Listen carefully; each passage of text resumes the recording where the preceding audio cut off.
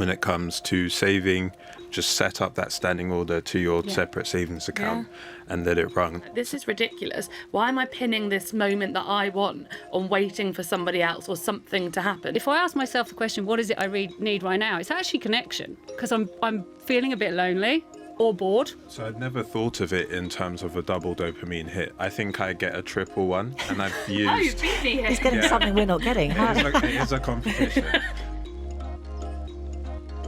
Now, according to financial website Investopedia, the 5 common financial personalities are investors, savers, big spenders, debtors, and shoppers.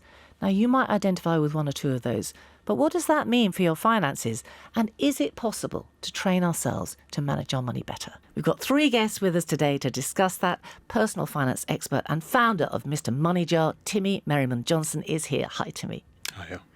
Certified money coach, mentor, founder of The Money Whisperer, Emma Maslin, is back for her 2nd appearance on the podcast. Thanks for having me.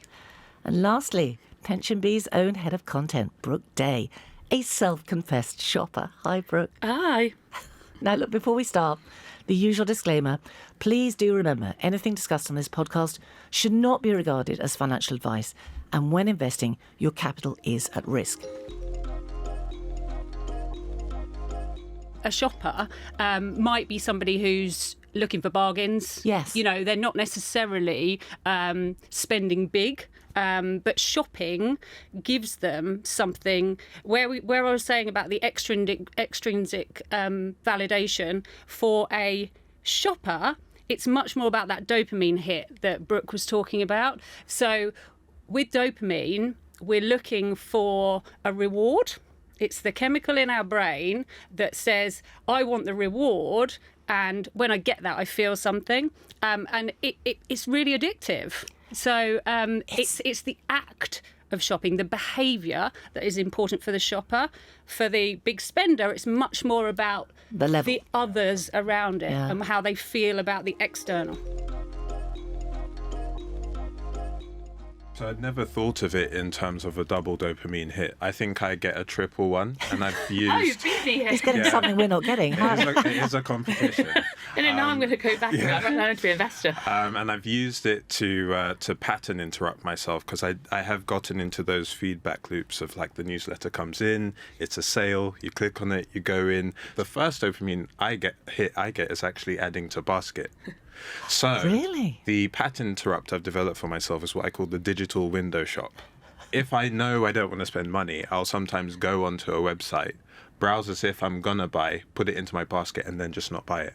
And that's sometimes enough for me to get my dopamine hit, but not have the effect on my bank account. And I think we've all done this, well, at least I have, back in the day with the Argos catalogue. You would leaf through it with your biro, and you'd circle all the things your parents were never going to buy you. But it's those real flashpoints that we have and those key experiences when we're little that can create personality traits associated with burying our head in the sand. So a really good example with children is where we might say, it's rude to talk about money. Don't ask that person how much they earn. Oh, yeah. Okay, so as a child, you internalise, money isn't something to be talked about. Money should be, at arm's distance. That's a reasonable interpretation for a child at that point that they were told that. But if that becomes the script that dominates how they approach money throughout their life, that is maladaptive as an adult. You can't continue to bury your head in the sand. You need to talk about it. You need to be responsible for it as you grow into adulthood. And yet for a lot of people, those scripts do continue. I'll put reminders in my phone. So I just, changed my credit card because the 0% APR was running out. And that's a thing that I diarise. And in 20 months, Me too. Calendar notes. Yeah, I'll revisit. And that really works for me. But some people seeing an overwhelming list in your phone of things you need to do, that's not going to work. And maybe like a budgeting app. So, some of the partners that we work with, like Emma and Snoop, you can use open banking and technology to automate these things. And maybe seeing that list collate and getting those emails sent to you might be the buzz that you need. You're like, oh, this how much I'm going to save. Oh, this deal's ending, and you get it in a different way. So I think it's being honest with who you are and what drives you, because for some people it's listening to a podcast and assimilating information that way, or watching a video, and for some people they're like, I need to be told, I need to go to a financial coach and learn about my habits, or, you know, I guess even through TikTok and stuff, people, that 10, 15 second snippet of information, some people want to consume in that way.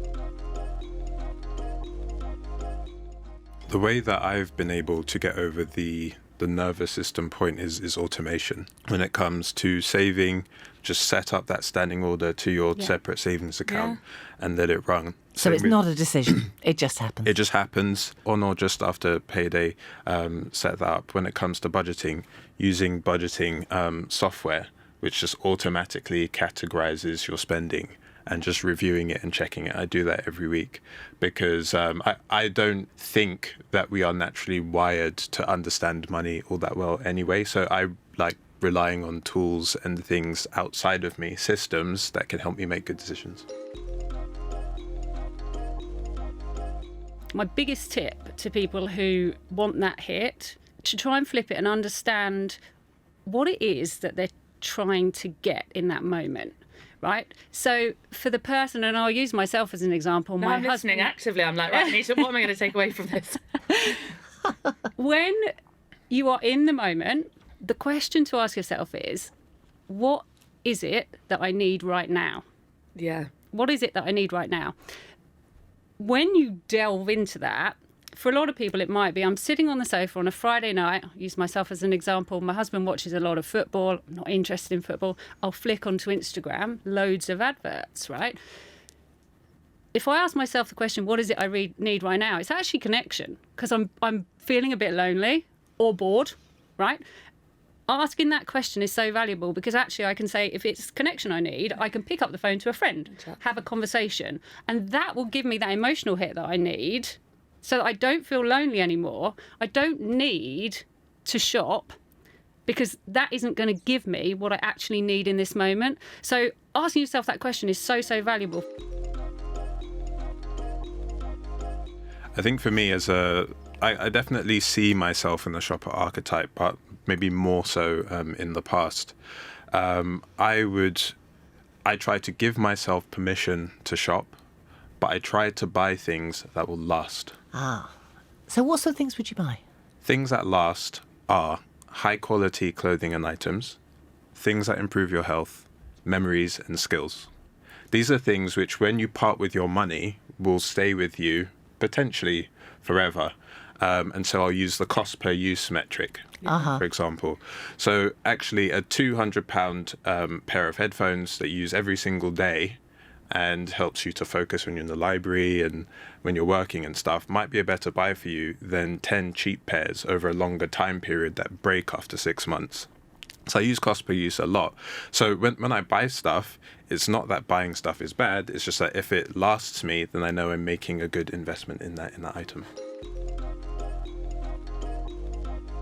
I always kept talking about, I want to buy a house in London. I really want to live in London. But it felt like this, like, pie in the sky dream. And I was like, oh, I'm single. I'm never going to do that.